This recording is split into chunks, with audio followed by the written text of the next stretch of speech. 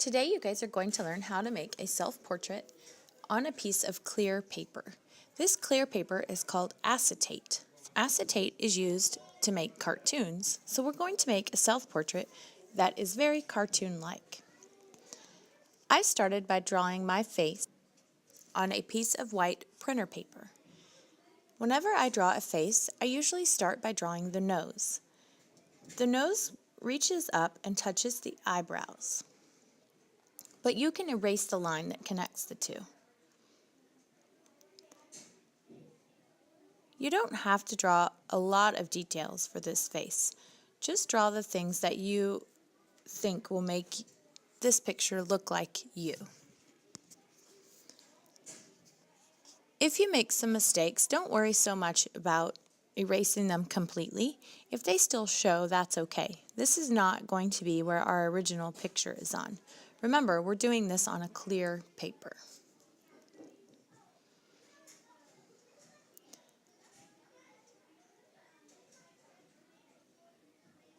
Don't forget to draw the neck, and you can add the collar of your shirt if you have room for that.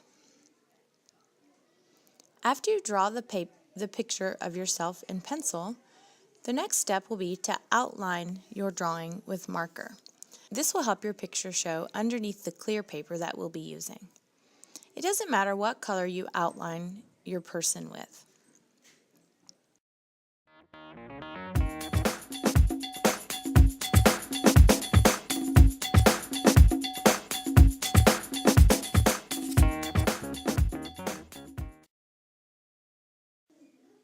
After you finish tracing your portrait with marker, the next step is to tape the clear paper on top of the finished paper drawing.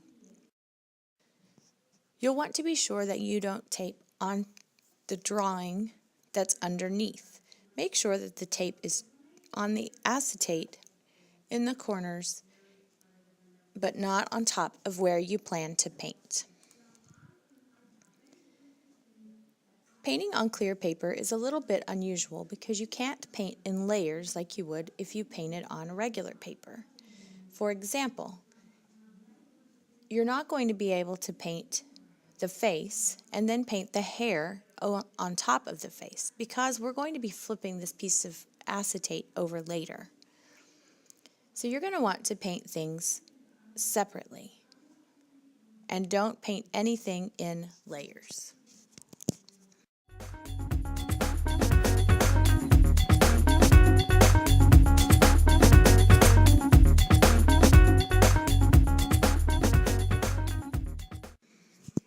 I'm painting my hair with lots of different colors, and now you might notice that I'm scraping paint off of the paper as I go.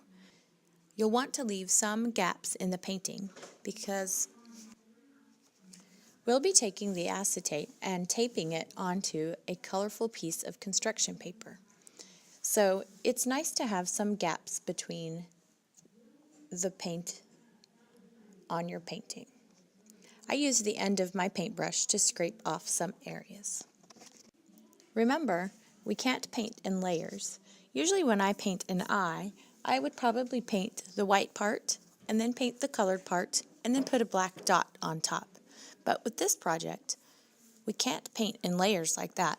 So I did the black dot in the eye first. You can use a paintbrush, or you could also use the eraser end of a pencil. I did the black dot and then I'm doing the face because I want the black dot on the eyes to dry so that it doesn't get smeared whenever I paint the colored part and the white of the eye. To make a skin color, you're going to want to use some brown, some yellow, some red, and some white. I put a drop of red and yellow and some white, and then you can use as much brown as you want to try and make the skin look like your skin color.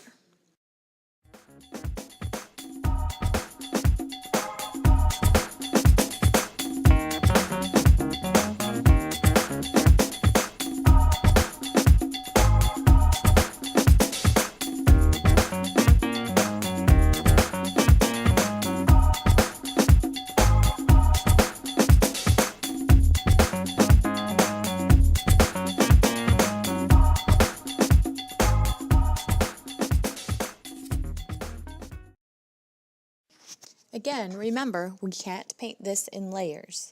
Anything that you paint first would show through on the back of the clear paper. So that means I did not paint the skin color over my eyebrows. If I was doing a painting on a regular paper, I probably would have painted right over the eyebrows and then gone back in later and painted the eyebrows on top of the skin. Don't forget to paint your neck with the same skin color that you do your face.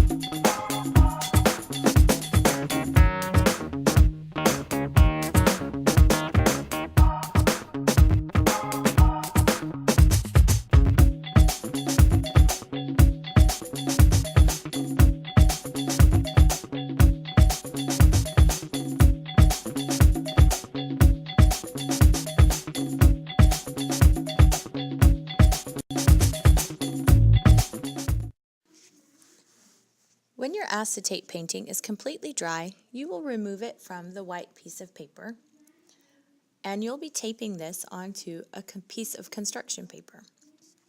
It's a good idea to experiment with a few different colors until you decide which one you like. I've decided that I like this on black paper. Use a colorful tape to tape the acetate down to the construction paper. You can use masking tape, or you could even go out and buy some really fancy duct tape to use.